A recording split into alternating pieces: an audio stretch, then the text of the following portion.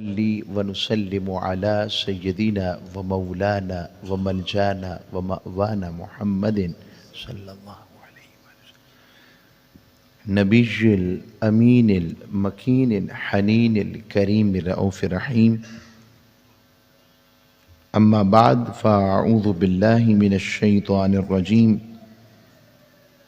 بسم الله الرحمن الرحيم. قال الله تبارك وتعالى في القرآن المجيد ورتل القرآن ترتيلا إنا سنلقي عليك قولا ثقيلا صدق الله مولانا العظيم وصدق رسوله النبي الأمين الكريم. اللہ جل مجدہ کی ذات مطہرہ کا احسان عظیم ہے جس کی توفیق سے ہمیں جمعۃ المبارک کی بابرکت ساعتیں ایمان کی بہاروں کے ساتھ نصیب ہوئی ہے، اور تاجدار کائنات حضور نبی کریم محمد مصطفیٰ صلی اللہ علیہ وآلہ وسلم کے صدقہ سے ہمیں یہ رحمت والے مہینے، دن، ایام مغفرت، بخشش، رحمت، قربت اور عطا کی صورت میں اللہ رب العزت نے ہمیں عنایت فرمائے۔ آج ہماری چھٹی نشست بن رہی ہے سورہ مزمل شریف کے حوالے سے، اور پہلی 5 نشستوں میں ہم نے سورہ مزمل کی 4 آیتیں، اور آج بھی ہماری 4تھی آیت ہی ہمارا مضمون ہے۔ اللہ رب العزت نے ارشاد فرمایا وَرَتِّلِ الْقُرْآنَ تَرْتِيلًا۔ رب نے اپنے حبیب سے یہ بات فرمائی، وہ حبیب جس کو کائنات میں سب سے زیادہ حسین، جمیل اور اجمل، جن جیسی آواز حسین اور شیریں رب نے اور کسی کو عطا نہیں کی، وہ جو کمالات میں، اخلاق میں، کردار میں، رب کی محبتوں میں، حسن میں، جمال میں، ادب میں، عشق میں رب نے جنہیں منتہا بنایا ہے اور اپنے کارخانہ قدرت کا شاہکار کامل بنایا ہے، رب نے اپنے حبیب سے یہ بات فرمائی۔ کیونکہ پچھلی میری نشست بھی قرآن کے تعلق پر مبنی تھی کہ تعلق بالقرآن، رجوع الی القرآن، یہ کیسے نصیب ہوگا، کیسے ہوگا؟ تو آج کا مضمون بھی رجوع الی القرآن پر ہے۔ ہم چاہتے یہ ہیں، میرا ہم سب کا، کہ ہمارے ہاں اہل سنت میں قرآن پر وہ توجہ نہیں ہے جو ہونی چاہیے۔ تو اللہ رب العزت نے ارشاد فرمایا، حبیب کو کہا میرے حبیب آپ قرآن کو خوب ٹھہر ٹھہر کر پڑھا کریں، اور جب حضور ٹھہر ٹھہر کر پڑھتے ہوں گے، جب تاجدار کائنات تلاوت کرتے ہوں گے، رب کا کلام رب کے حبیب کی زبان سے، وہ جب میٹھا میٹھا کلام حضور پڑھتے ہوں گے اور جب صحابہ سنتے ہوں گے، وہ سارا عالم کیسا جگمگاتا ہوگا، کیا کیفیت ہوگی، کیا منظر بن جاتا ہوگا۔ لا ریب کلام، لا ریب رب کا، لا ریب مصطفیٰ پر اترا اور زبان مصطفیٰ سے ادا ہو رہا۔ رب نے کہا حبیب ٹھہر ٹھہر کر پڑھنا ہے، ایسے نکھرا نکھرا کر کے۔ اب قرآن خود اپنی تلاوت کے حوالے سے کیسے بات کرتا ہے، میں اس پر قرآن مجید کی چند آیات کو آپ کے سامنے رکھتا ہوں۔ اللہ رب العزت نے ارشاد فرمایا، جو اس محبوب کی پھر اتباع والے بن گئے، اور اللہ نے قرآن کو اکٹھا بھی نازل نہیں کیا، پہلی کتب جتنی نازل ہوئیں اکٹھی یک بارگی بھیجی، رب نے کہا نہیں، حبیب کی بات آئی تو رب نے اکٹھا نازل نہیں کیا، تدریجن 23 سالوں میں حضور کی قلب اطہر پر نازل ہوا. اس کی بھی ایک وجہ تھی. رب چاہتا تھا ہر مقام پر شان مصطفیٰ ایک نئے انداز میں وہ طلوع پذیر ہو, لوگوں کو پتہ لگ سکے کہ حبیب کا مقام و مرتبہ کیا. رب یہ چاہتا ہے. بہت سی حکمتیں تدریجن آنے کی, مگر یہ بھی ہے تھوڑی سی بس تھوڑی سی. تو اللہ رب العزت نے جو اس محبوب کے قرآن سے تعلق والے ہو گئے, اللہ رب العزت نے فرمایا الذین آتینہم الکتاب یتلونہ حق تلاوتہ. پھر ان کی شان بیان کی جو قرآن پڑھتے ہیں نا, ایمان والوں کی. فرمایا ایسے لوگ بھی ہیں جنہیں ہم نے کتاب عطا کی ہے تو وہ اس طرح پڑھتے ہیں جیسے پڑھنے کا حق ہے. پڑھنے کا حق ادا. قرآن جن کی تعریف کر رہا ہے, رب تعریف کر رہا ہے. اللہ کریم فرما رہے ہیں ایسے پڑھتے ہیں جیسے پڑھنے کا حق ہے. اور شروع کیا تلاوت قرآن سے. ہمارا بالعموم امت کا تعلق تلاوت قرآن سے بہت کمزور ہو گیا ہے.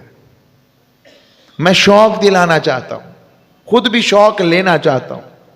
یہ نہ ہو کہ رمضان کے لیے بس قرآن ہے یا قرآن وظیفے کے, نہ, قرآن سے تعلق جڑے, رب کے کلام سے تعلق جڑ جائے. تو فرمایا پھر آگے چل کر رب باری تعالیٰ نے دوسرے مقام پر سورہ المائدہ میں ارشاد فرمایا. سورہ المائدہ شریف. اس سے پہلے میں ایک حال سنانے لگا ہوں ان لوگوں کا جو مسلمان بھی نہیں تھے. اللہ رب العزت نے فرمایا وَإِذَا سَمِعُوا مَا أُنزِلَ إِلَى الرَّسُولِ تَرَىٰ أَعْيُنَهُمْ تَفِيضُ مِنَ الدَّمْعِ مِمَّا عَرَفُوا مِنَ الْحَقِّ يَقُولُونَ رَبَّنَا آمَنَّا فَاكْتُبْنَا مَعَ الشَّاهِدِينَ. اللہ رب العزت نے فرمایا وَإِذَا سَمِعُوا, کچھ عیسائی راہب سکولرز ان کے بارگاہ مصطفیٰ میں آ گئے. نجران کے عیسائی تھے یا کوئی اور عیسائی راہبین آئے, ان کے جو پریچرز تھے, ان کے مبلغ تھے, وہ شاید حضور سے ڈیبیٹ کرنے آئے, ملنے آئے. اور جب انہوں نے قرآن سنا, قرآن کہتا ہے وَإِذَا سَمِعُوا مَا أُنزِلَ إِلَى الرَّسُولِ. اور یہی وجہ ہے کہ ان میں سے بعض سچے عیسائی ہیں, مسلمان نہیں ہیں, ایمان نہیں لائے, مگر قرآن کا اعجاز دیکھیں, قرآن کا اکرام دیکھیں, قرآن کا کرامت دیکھیں, قرآن کی عظمت دیکھیں, قرآن کی شان دیکھیں. فرمایا جب قرآن سنتے ہیں جو ہم نے اپنے رسول کی طرف نازل فرمایا ہے, تو حق کی آواز سن کر, رب کا یہ کلام سن کر, کلام کی سطوت جان کر, کلام کی تسکین جان کر, کلام میں سکون جان کر, رب کا پیغام جان کر, بے تحاشا اور بغیر ضبط کیے کوشش کے باوجود قرآن کہتا ہے ان کی آنکھیں اشک ریز ہو جاتی ہیں, رو پڑتی ہیں, تڑپ جاتے ہیں کہ کیسا کلام ہے رب کا. کافر ہو کر یہ حال رب بتا رہا ہے ان کا, اور مومن ہو کر ہمارا حال نہ ہو. رب ان عیسائیوں کی بات کر رہا ہے جو بظاہر مسلمان نہیں تھے, تو رب نے کہا کہ وہ قرآن سن کے تڑپ گئے. قرآن کی ندرت اور کلام روحانی سے روح کو تسکین ملی, روح بےتاب ہوئی, اور آنکھوں کے آنسو چھلک اٹھے کہ مالک تیرا کلام کیسا ہے. امتی تیرا دل کتنا سخت ہو گیا ہے. اب اس میں سب سے بڑی ہرڈل ہمیں یہی لگتی ہے نا کہ قرآن عربی سب نہیں جانتے, ترجمہ تو جانتے. کوشش کریں, جب آپ بار بار پڑھیں گے لوگوں کو انگلش کوٹیشنز یاد ہو جاتی ہیں, انگلش ٹرانسلیشن سمجھ آنے لگ پڑتی ہے. انگلش دان نہیں ہوتے, مگر کیا عربی ہی اتنی مشکل ہے جس کو رب کہتا ہے وَلَقَدْ يَسَّرْنَا الْقُرْآنَ لِلذِّكْرِ. وہ اسے مشکل نہ سمجھنا, میں نے اپنے ذکر کے لیے اسے آسان کر دیا ہے, تم کرو تو صحیح. ہم نے اس قرآن کو آسان کر دیا ہے. یہ قرآن ہے جو میں بات. اور پھر وہ کیا کہتے ہیں, انہیں سمجھ لگ گئی کہ حق یہی ہے، مصطفیٰ بھی حق ہے، آقا پر اترنے والا کلام بھی حق ہے۔ قرآن کہتا ہے مما عرفوا من الحق، جب انہیں عرفان حق مل گیا، کتمان والے تھے عرفان والے ہو گئے، پتہ لگا جو قرآن پڑھتا ہے رب اسے اپنے اور اپنے حبیب کا عرفان دیتا ہے، معرفت دیتا ہے، پہچان دیتا ہے، قربت دیتا ہے، محبت دیتا ہے اور تعلق دیتا ہے۔ تو فرمانے لگے، وہ سب کہنے لگے یقولون ربنا آمنا فاکتبنا مع الشاہدین، وہ سارے ان کا دین بدل گیا، کہنے لگے ہمارے رب ہم ایمان لے آئے ہیں، سو ہمیں بھی تو حق کے ساتھ گواہی دینے والوں میں لکھ لے۔ یہ قرآن بیان ہو رہا ہے۔ سیدنا فاروق اعظم کس چیز کی وجہ سے ایمان لائے تھے؟ تلاوت قرآن سن کر بدل گئے، سورہ طٰہٰ کی آیتیں سنی بدل گئے۔ پھر آگے آئے، آج بھی پورے زمانے کو اگر قرآن کی فکر مل جائے، ترجمہ کے ساتھ ذوق پیدا ہو جائے، تلاوت کا ذوق آئے اور لطف آ رہا ہو۔ اب آگے میں اس پر اور آیتیں آپ کو آج دیتا ہوں جو قرآن نے بیان فرمائی۔ سورہ اعراف شریف کی آیت نمبر 204 میں دے رہا ہوں۔ قرآن کیا کہتا ہے؟ قرآن فرماتا ہے وَإِذَا قُرِئَ الْقُرْآنُ فَاسْتَمِعُوا لَهُ وَأَنصِتُوا لَعَلَّكُمْ تُرْحَمُونَ۔ ہم چاہتے ہیں نا اللہ ہم پر رحم فرمائے، رحمت فرمائے، خیر فرمائے، برکات فرمائے، چاہتے ہیں۔ قرآن کے لیے رب فرماتا ہے میرے محبوبوں کے جو امتی ہیں، جب قرآن لوگوں پڑھا جائے، جب قرآن پڑھا جائے اسے توجہ سے سنا کرو، خاموش رہا کرو تاکہ تم پر رحم کیا جائے۔ پتہ لگا قرآن کا ادب دو طرح سے، خاموش رہ کر توجہ سے سننا ہے۔ قرآن پھر کہتا ہے فَاسْتَمِعُوا، غور سے سنو، وَأَنصِتُوا، خاموش رہ کر غور کرو، اپنی اوقات دیکھو، رب کا کرم دیکھو، اپنے گناہ دیکھو، اس کی مغفرت دیکھو، اپنی کمائی کی دیکھو، اس کی عطاؤں کی سلسبیل دیکھو، اپنی غفلتیں دیکھو، اس کی عنایات دیکھو، غور کرو۔ وہ پھر بھی کہتا ہے، پھر بار بار کہتا ہے، کبھی قرآن میں یوں پکارتا ہے قُلْ يَا عِبَادِيَ الَّذِينَ أَسْرَفُوا عَلَىٰ أَنفُسِهِمْ لَا تَقْنَطُوا مِن رَحْمَةِ اللَّهِ۔ حبیب آپ فرما دیں میرے بندو، اب بھی میرے ہی ہیں، میرے ہی ہیں۔ کون سے مولا تیرے کا جو اپنی جانوں پر ظلم کر بیٹھے ہیں، ابھی بھی وہ میرے ہیں، اور میری رحمت سے مایوس نہ ہو جاؤ، آ جاؤ آ جاؤ، میں تمہارے سارے گناہ معاف کر دوں گا، آؤ تو صحیح۔ وہ پکارتا ہے۔ یہ قرآن ہے۔ پھر قرآن سن کر اگر یہ کیفیت نہ ہو، یہ سورہ انفال شریف کی آیتیں سنیں۔ میں قرآن سنا رہا ہوں یہ آپ کو، میں کوئی بھی شرح اس کو صرف قرآن سے تعلق جوڑنے کے لیے، تاکہ ہمارے سخت دل جو ہیں وہ اللہ کے ذکر کی جانب مائل ہو جائیں۔ فرمایا انما المؤمنون الذین اذا ذکر اللہ وجلت قلوبهم وَإِذَا تُلِيَتْ عَلَيْهِمْ آيَاتُهُ زَادَتْهُمْ إِيمَانًا وَعَلَىٰ رَبِّهِمْ يَتَوَكَّلُونَ۔ بندہ پھنس جاتا ہے دنیا داری میں، ایسے لگتا ہے سارے دروازے بند ہو گئے، محسوس ہوتا ہے سارے دروازے بند ہو گئے۔ اب قرآن کیا کہتا ہے؟ فرمایا ایمان والے وہ ہیں جب اللہ کا ذکر کیا جاتا ہے تو ان کے دل ڈر جاتے ہیں، ان کے دل خشیت زدہ ہو جاتے ہیں، ان کے دل میں خوف آ جاتا ہے، ان میں رب کی عطا اور اپنی خطا دیکھ کر ڈر جاتے ہیں، یا اس کے ناراض ہونے کا ڈر آ جاتا ہے کہ مولا تو ہم سے ناراض تو نہیں، تو ہم سے ناراض تو نہیں ہو گیا، خفا تو نہیں ہو گیا، اور اس کی محبت میں تڑپتے ہیں مولا کہ ہمیں بھی تیرا دیدار ملے گا، کہ ہمیں بھی تیری قربت ملے گی، مولا تیری عنایتیں تو بڑی ہیں، کہیں ہم سے آخرت کی خیر نہ چھن جائے، قبر کے عذاب سے مالک ہم اس قابل نہیں کہ تیرے عذاب کا ایک جھونکا بھی برداشت کر سکیں۔ ہر جانب ان کے دل ڈر جاتے ہیں۔ اور پھر جب وَإِذَا تُلِيَتْ عَلَيْهِمْ آيَاتُهُ، اور جب ان پر اس کی آیتیں تلاوت کی جاتی ہیں زادتہم ایمانا، تو ان کا ایمان بڑھتا چلا جاتا ہے کہ مولا مجھے پتہ لگ گیا تیری رحمت ہر شے سے وسعت والی ہے، کرم والا۔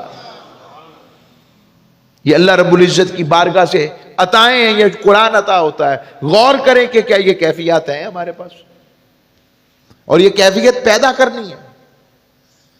عادت پڑنے سے آتا ہے، جیسے آپ پہلی دفعہ واک شروع کریں عرصے بعد تو واک کو دل نہیں کرتا، مگر جب عادت پڑ جاتی ہے پھر واک میں مزہ آتا ہے۔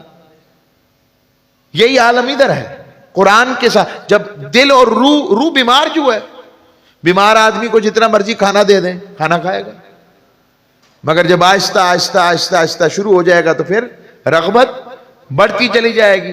یہی عالم روح کا ہے، روحیں بیمار ہو گئی ہیں، ہم مادیت کا شکار ہو گئے۔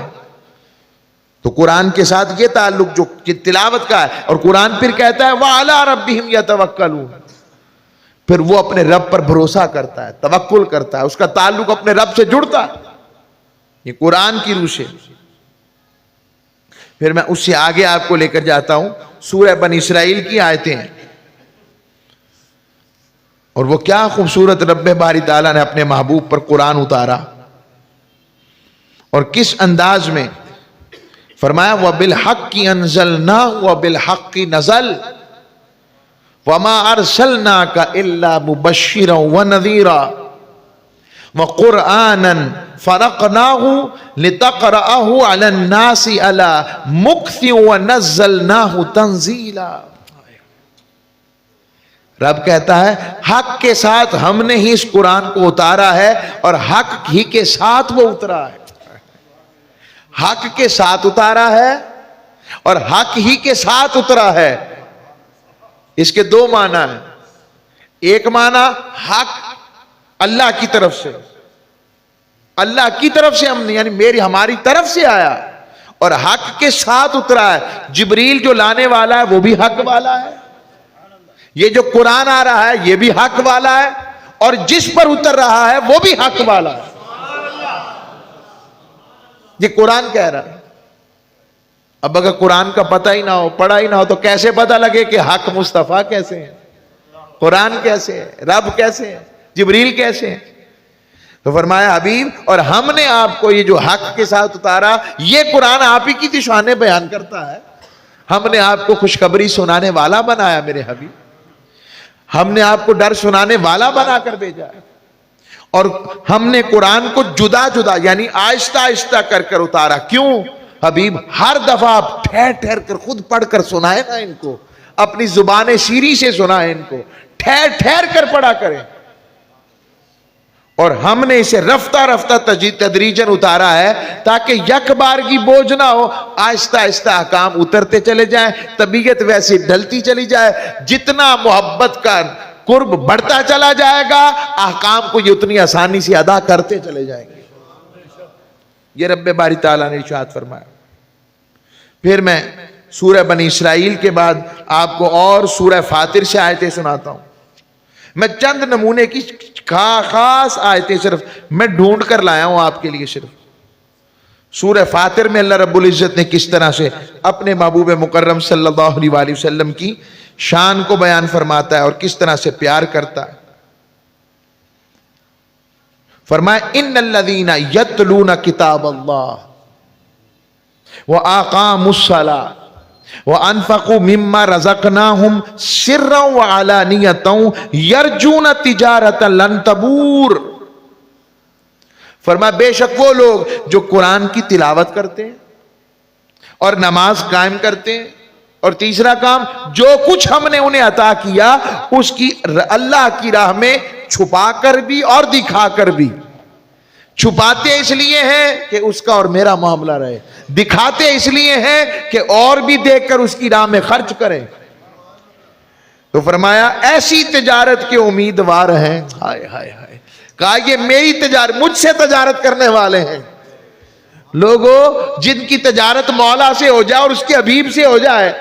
رب کہہ رہا ہے یہ تاجر ایسے ہیں جنہوں نے مجھ سے تجارت کی ہے۔ دنیا میں تو نقصان ہو سکتا ہے، دنیا میں ہمارے پیسے کھائے بھی جا سکتے ہیں، نقصان بھی ہو سکتا ہے، 100 باتیں ہو سکتی ہیں، مگر جس کی تجارت اس جیسے تاجر سے ہو جائے جو مالک ہے، جو رب ہے، جس جیسا نہ کوئی سخی ہے نہ کوئی کریم، اور اس کے حبیب سے ہو جائے، رب فرماتا ہے سن لو، جن کی تجارت ایسی ہو جائے رب نے گارنٹی دے دی ہے وہ کبھی خسارے والے نہیں ہوں گے۔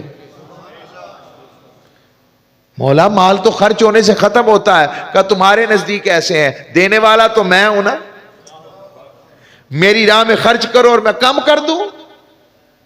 تم دنیا میں کسی پر احسان کرو تو وہ احسان مند رہتا ہے، تم تو میرے بندے ہو۔ اور ایسا مالک بھی دیکھا ہے ہم نے کبھی جو مال بھی دے، روزی بھی دے، رزق بھی دے، زمین میں بھی اس کے ہوں، اس کے حبیب کے امتی بھی بن جائیں، اور پھر سب کچھ دے کر کے وَقْرِضُ اللَّهَ قَرْضًا حَسَنًا، ہے کوئی جو مجھے قرض حسنہ دے؟ اس سے ایک بات پتہ لگی کہ دین کو جس طرح خون کی ضرورت یا دین کو لوگوں کی ضرورت یا دین کے لیے جماعت کی ضرورت ہوتی ہے، اس طرح دین کو بھی دنیاوی طور پر اللہ رب العزت نے یہ بتایا ہے، اسے بھی مال کی ضرورت پڑتی ہے، اور یہ مالداروں کے لیے آزمائش ہے کہ وہ مال دے کر قرب حاصل کرتے ہیں یا مال چھپا کر اپنے آپ کو رب سے دور کر لیتے ہیں۔ میں نے اشارہ دے دیا، آگے چلتے۔ پھر آگے سورہ سعاد کی آیتیں ہیں، میں اب احادیث کی طرف آنا چاہتا ہوں اور آپ کو یہ عرض کرنا چاہ رہا ہوں کہ قرآن نے کیا بتایا ہمیں۔ ہے کوئی ایسی کتاب جو اس کے علاوہ ہو؟ آج کی جدید سے میں اب موقع ملے کبھی تو کبھی کرتا ہوں کہ جدت کے ساتھ آج کی جدید جتنے نظام ہیں نا، وہ نظام قرآن کے سامنے کچھ بھی نہیں۔ میں آپ کو صرف تقابل پیش کر دوں، کیونکہ باقیوں نے انسانوں نے بنایا، اور جو کلام اور جو نظام اس نے بنایا ہو خود تقابل کر لیں، اور پھر جو اس کے حبیب اس نے اپنے حبیب کے ذریعے نافذ کروایا ہو، جو پیغام نظام، یہ ساری باتیں، یہ پھر علیحدہ ایک مضمون آ جائے گا۔ تو تلاوت کلام رحمان، قرآن پڑھنا، یہ قرآن تو ایک ایسی کتاب ہے اور ایسا کرم ہے اس پر کہ بس ایسے کر کے دیکھ لیا نا اسے، قرآن ہے، اچھا یہ قرآن ہے، بس میں نے ایسے کیا، رب نے عبادت کا اجر لکھنا شروع کر دیا ہے کہ یہ عبادت، یہ اس کو دیکھنے کا حال ہے تو پڑھ لیں، پھر جو عمل کر لے، ہائے ہائے ہائے، جو اس پر عمل والا ہو جائے پھر کیا پائے گا؟ تو ذائقہ بڑھ جائے گا کہ نہیں ایمان کا؟ پھر لطف بڑھے گا کہ کم ہوگا؟ تو اب میں قرآن کی تلاوت کا ذوق کے لیے آیتیں پیش کرتا ہوں۔ حدیث میں جو تاجدار کائنات صلی اللہ علیہ وسلم نے فرمایا، حضور نے فرمایا، بے کی شیب الایمان کی حدیث ہے، فرمایا افضل عبادتی امتی قراءۃ القرآن، فرمایا میری امت میں سب سے افضل عبادت تلاوت قرآن ہے، اور ہم تلاوت قرآن سے اتنے ہی دور ہیں۔ اب تو یہ عالم ہوتا ہے کبھی کبھی کسی چہلم کل یا فوتگی پہ بھی چلے جائیں تو وہاں بھی وہ ایک طرف وہ شمارے پڑھ رہے ہوتے ہیں، قرآن پڑھ رہے ہوتے ہیں، اور ایک طرف وہ چلیں کہ گٹھلیاں پڑھ رہے ہوتے ہیں، تو گٹھلیوں کی طرف لوگ زیادہ ہوتے ہیں اور قرآن پڑھنے والے تھوڑے ہوتے ہیں۔ ہم اپنے بچوں کو زور دے کر انجینئرنگ بھی کرواتے ہیں، فزکس بھی پڑھاتے ہیں، کیمسٹری بھی پڑھاتے ہیں، بیولوجی بھی پڑھاتے ہیں، بڑے ذہین ہیں، اللہ سب کی بچوں کی ذہانت کو قائم و دائم رکھے، مگر جب قرآن کی بات آتی ہے تو اس پر اتنا مداو نہیں ہے، اتنا زور نہیں ہے۔ صرف حفظ بہت بڑا درجہ ہے، مگر خالی حفظ کرا دینا کافی نہیں، حفظ کے ساتھ قرآن سمجھنا بھی ہو۔ کتنی محنت کرتے ہیں ہم اس پر، کبھی توجہ دی بچے کے انگلش میں مارکس کم آ جائیں، پیپروں میں مارکس کم آ جائیں، کوئی بات پریشان ہو جاتے کہ اتنے پیسے لگا رہے ہیں، اتنا کچھ کر رہے ہیں، اتنے اعلیٰ اسکول میں کوالیفائڈ ٹیچرز کے پاس، کیوں؟ اور اگر قرآن نہ آئے کوئی بات نہیں، قرآن سے تعلق نہ کوئی بات نہیں۔ میرے شیخ کبھی کبھی درد میں یہ بات کرتے، آپ فرماتے لوگ اپنے بچوں کو اسکول جانے کے لیے اٹھائیں گے، کام پر جانے کے لیے بھیجنے کے لیے اٹھاتے ہیں زور سے، مگر جب نماز کی بات آ جائے کوئی نہیں، تھکا ہوا ہے آرام کرنے دے۔ رب کو نہیں پتا؟ رب نے قرآن میں نہیں کہا، اسی قرآن میں قُوا أَنفُسَكُمْ وَأَهْلِيكُمْ نَارًا، اے لوگوں خود کو اور اپنے گھر والوں کو دوزخ کی آگ سے بچا لو۔ ہمارے بچے انجینئر تو بن جائیں، بنانا ہے، بزنس مین بن جائیں، وہ اور کوئی ترقیاں کر جائیں، مگر مرنے کے بعد سورہ فاتحہ ہی نہ کر سکے۔ اپنوں نے کمایا، غیروں نے دفنایا، کیا فائدہ؟ میں دونوں چیزوں کے اعتدال کے حق میں ہوں۔ کیا؟ میں کبھی یہ نہیں کہتا کہ یک طرفہ ہو جائیں، دو طرفہ رہیں۔ اگر دنیا اچھی کرنی ہے تو دین بھی اچھا ہونا چاہیے، قرآن سے اور مصطفیٰ سے تعلق تو ہونا چاہیے۔ تو تاجدار کائنات صلی اللہ علیہ وسلم نے پھر ارشاد فرمایا حدیث مقدسہ میں، حضرت عائشہ صدیقہ رضی اللہ تعالیٰ عنہ بیان فرماتی ہیں حضور نے فرمایا قرآن مجید کا ماہر معزز محترم فرشتوں اور معظم اور مکرم انبیاء کے ساتھ ہوگا۔ جس کا تعلق قرآن سے شوق میں سمجھنے والا، سمجھانے والا، پڑھنے والا، پڑھانے والا، جس کا تعلق قرآن سے جڑا رہے گا، اور کیا ہوگا؟ کوئی دنیا دار ہوگا، وہ انجینئروں کے ساتھ پیسے اچھے مل گئے، ڈاکٹر بن جائے، اچھی بات ہے، لوگوں کی فلاح و بہبود کے لیے ممکن ہے۔ ہمارے ڈاکٹر صاحب جو ہیں ہمارے پاس یہاں، وہ ڈاکٹر صاحب حافظ بھی ہیں اور ڈاکٹر بھی ہیں، ٹھیک ہے؟ ہمارے جو ڈاکٹر تنویر صاحب، تو اس طرح عرض کر رہا ہوں، تو فرمایا جو کس کے ساتھ اس کی میت ہوگی قبر و قیامت میں؟ جو قرآن سے تعلق جوڑنے والا ہوگا، یہیں بیٹھ جائے، قرآن سے تعلق جوڑنے والا جو ہوگا، حضور نے فرمایا وہ محترم ہوگا اور فرشتوں اور انبیاء کی سنگت و صحبت والا ہوگا۔ یہ بڑی بات ہے کہ دوسری طرف بڑی بات ہے؟ اور پھر فرمایا اچھا آخری عمر میں پہنچ گئے مگر قرآن پڑھنے کا شوق چڑھ گیا، اللہ یہ شوق سب کو ڈال دے۔ میں ایسے بزرگوں کو جانتا ہوں جو اپنا قرآن آج بھی ٹھیک کرواتے ہیں، شوق چڑھ گیا مگر لفظ نہیں آ رہا، زبان پر چڑھ نہیں رہا۔ حضور کی حدیث سنیں، تاجدار کائنات نے فرمایا والذی یقرأ القرآن ویتتعتع فیہ فہو علیہ شاق لہ اجران۔ فرمایا جو لوگ پڑھتے ہیں مگر پڑھتے ہوئے اٹکتے ہیں، کند ذہن ہے یا موٹی زبان ہو گئی، سمجھے ایسے کر لیں، نہیں پڑھا جاتا، اب عمر کا تقاضا ہے، عین نہیں نکل رہا، قاف نہیں نکل رہا، ہا نہیں نکل رہا، اب پھنس رہے ہیں، اٹک رہے ہیں، پھر کوشش کرتے ہیں، اٹکتے ہیں۔ رب نے کہا عام پڑھنے والا جو درست پڑھتا ہے اس کے لیے 1 گنا اجر، جو اٹکتا ہے مگر پڑھتا قرآن ہے، رب کے حبیب نے فرمایا اس کے لیے 2 گنا اجر رکھا ہے۔ تو پھر قرآن سے تعلق کیسے نہ بنے؟ رب جو غلطیوں پر بھی اجر دے، یہ لو لے لو، جو اپنی سوب میں وہ کیا کہتے ہیں لوٹ سیل لگا دے قرآن پڑھنے پر۔ تاجدار کائنات صلی اللہ علیہ وسلم نے فرمایا، آگے فرمایا 2 لوگوں سے ہی بس رشک جائز ہے۔ حسد تو اسلام میں جائز نہیں ہے نا، حسد تو اسلام میں جائز، حسد سے بچنا ہے، ورنہ ساریاں نمازاں گئیاں۔ حسد ایسے جیسے خشک لکڑیوں کو آگ کھا جاتی ہے، مگر رشک 2 لوگوں سے جائز ہے۔ ہمارے معاشرے نے اس نظر سے دیکھنا چھوڑ دیا ہے۔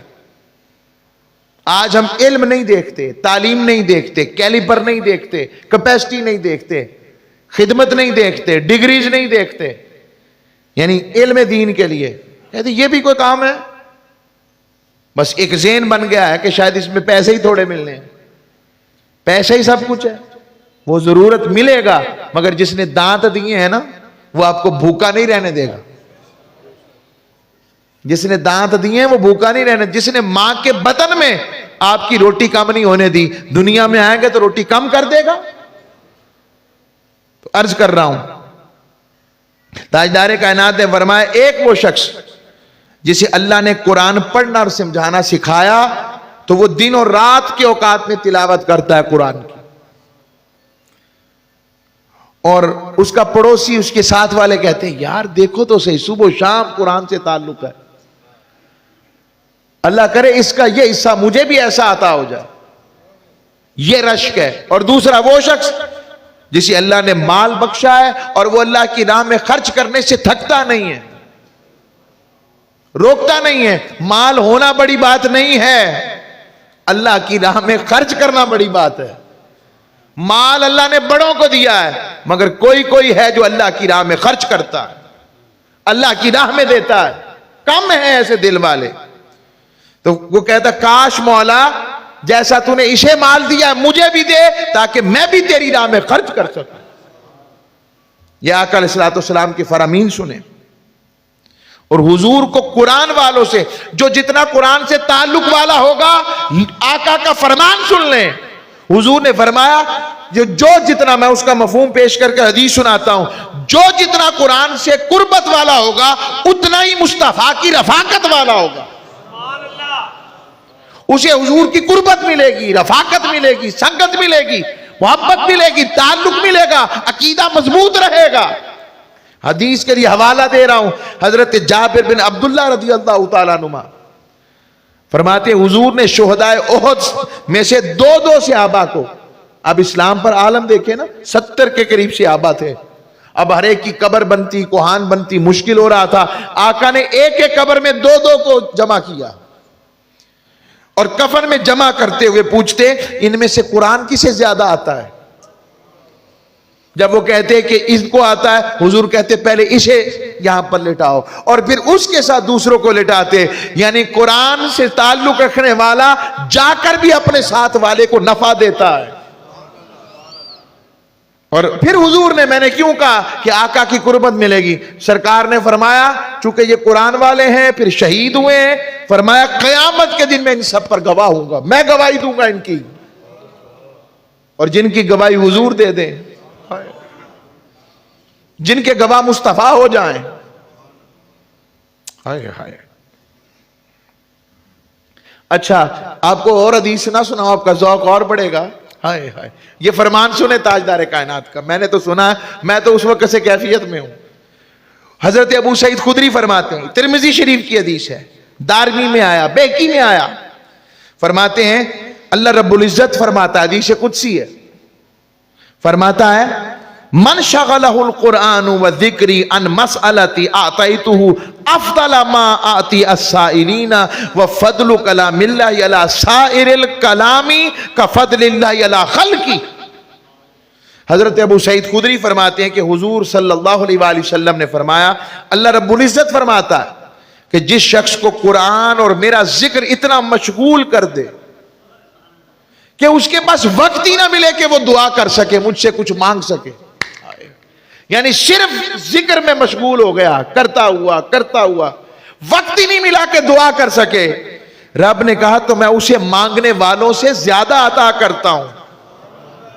وہ جو سوالی بن کر مانگتا ہے میں اس سے زیادہ اسے دیتا ہوں جس کو وقت نہیں ملا کہ وہ قرآن پڑھتا رہا, قرآن ہی اس کے لیے کافی ہو جاتا ہے. اور فرمایا اللہ کا کلام تمام چیزوں پر اسی طرح افضل ہے جس طرح اللہ اپنی مخلوق میں سب سے افضل ہے. اللہ کے کلام کے یہ مقام, قرآن میں ہو غوطہ زن اے مرد مسلمان, اللہ کرے عطا تجھ کو جدت کردار, وہ معزز تھے زمانے میں مسلمان ہو کر, ہم خار ہوئے تارک قرآن ہو کر. ہم نے قرآن چھوڑ دیا. ہمارے گھروں میں جو صبح اور یا شام یا 24 گھنٹوں میں کبھی کبھی آواز آتی تھی قرآن کے بن بنانے کا ہی کہہ لیں, ایسے ہی کہہ لیں, ہلکی ہلکی آواز تلاوت کی, کم ہو گئی ہے, کم ہو گئی. اب تاجدار کائنات صلی اللہ علیہ وسلم کس طرح سے اس سے محبت فرما رہے ہیں، کیا فرماتے ہیں؟ قرآن پڑھنے والے پر زیادہ عطا ہو رہی ہے۔ اور حضرت اسید بن حضیر کا واقعہ آپ کو سناتا ہوں۔ حضرت اسید بن حضیر حضور کے صحابی ہیں، ان کی شان، ان کا مقام کیا بیان ہوتا ہے، یہ حضرت ابو سعید خدری رضی اللہ تعالیٰ عنہ بیان کرتے ہیں۔ اسید بن حضیر وہ صحابی ہیں جن کی تعریف حضور بہت فرماتے ہیں، ان کو شان والا عطا فرمایا، مقام عطا کیا۔ پھر ان کا مقام یہ بھی ہے کہ آپ کی جو وصال ہے، آپ کی جو قبر اور مزار تھا اور ہے، وہ لیبیا میں تھا، آج جسے ہم لیبیا کہتے ہیں، طرابلس میں، وہاں ہجرت کر کے پہنچ گئے۔ اور پھر ایسا بھی ہوا جب لیبیا کے اندر کچھ پرابلمز ایسی آئیں تو وہاں پر کچھ لوگوں نے جو سمجھے شاید کہ قبر والے کون ہوتے ہیں، ہڈیاں کھائی جائیں گی، ختم ہو گئے، یہ کوئی فضیلت والے نہیں تھے، ایسے ذہنوں میں سوال آئے تو کچھ بدبختوں نے حضرت اسید بن حضیر جو صحابی رسول تھے ان کے قبر کشائی کی، زبردستی گدال لے کے چڑھ گئے، ان کی قبر کو کھولا کیونکہ تعویذ بنا ہوا تھا، توڑا۔ جب توڑا تو آپ کا جب جسد اقدس 1444 سال کے بعد نکلا تو بالکل تر و تازہ سے ڈر کے بھاگ گئے کہ یہ تو زندہ لگتے ہیں۔ محمد کے غلاموں کا کفن میلا نہیں ہوتا، زمین میلی نہیں ہوتی، زمن میلا نہیں ہوتا۔ جو رب والے ہو جائیں، جو ہوں ہی ابھی، جنہوں نے حضور کو دیکھا ہو اور تاجدار کائنات کی خوشبو سونگھی ہو، ان کو کیا عالم۔ وہ قرآن بڑا پیار سے پڑھتے، تو ایک رات قرآن پڑھ رہے تھے، ایک جانب ان کا گھوڑا بندھا ہوا تھا، دوسری جانب ان کا بیٹا چارپائی یحییٰ وہ لیٹا ہوا تھا، تو قرآن پڑھ رہے تھے۔ تو قرآن پڑھتے پڑھتے پڑھتے دیکھا کہ میرے اوپر ایک سر پر سائبان سا آ گیا ہے، جس میں ایسے لگ رہا تھا جیسے بڑے چراغ جل رہے ہیں، وہ فضا میں اوپر بلند ہو گئے یہاں تک کہ میری نظر سے اوجھل ہو گیا۔ میں قرآن پڑھتا تو وہ نیچے آتا جاتا تھا، تو میں ڈر گیا کہیں یحییٰ کو گھوڑا بدکتا تھا تو نقصان نہ پہنچا دے میرے بیٹے کو۔ جب یہ عالم ہوا تو میں نے پڑھنا بند کر دیا اور تاجدار کائنات کی بارگاہ میں حاضر ہوا، ساری بات عرض کی، یا رسول اللہ ایسے ایسے ایسے معاملہ ہوا ہے۔ اللہ کے رسول صلی اللہ علیہ وسلم نے فرمایا، اے حزیر کے بیٹے تمہیں پڑھتے رہنا چاہیے تھا۔ حضور وہ یحییٰ کو تکلیف نہ پہنچ جاتی، فرمایا تمہیں پڑھتے رہنا چاہیے تھا۔ حضور وہ تکلیف نہ ہو جاتی میرے بیٹے کو، کہا تمہیں پڑھتے رہنا چاہیے تھا۔ یقین جانو وہ کوئی اور نہیں تھے، فرشتوں کی ٹولیاں تھیں جو تیرا قرآن سننے آئے تھے، اور صبح کے وقت اگر وہ پڑھتے رہتے تو صبح کے وقت سارا مدینہ انہیں دیکھ لیتا کہ فرشتے کس طرح سے قرآن پڑھنے والے کا قرآن سننے آئے۔ آخری آج کی حدیث بیان کر کر اجازت طلب کرتا ہوں۔ یہ میں ان کا حال سنانے لگا ہوں جن کی جنت جن کی ہے۔ حضرت عبداللہ ابن عباس رضی اللہ تعالیٰ عنہما، آپ کا عالم کیا تھا اور آپ کس طرح قرآن سنتے؟ حضرت ابن ابی ملائکہ بیان کرتے ہیں، وہ حضرت عبداللہ ابن عباس کے ساتھ جو ہے وہ ساتھ ساتھ رہتے تھے، ان کے شاگرد تھے، تلامذہ میں سے تھے۔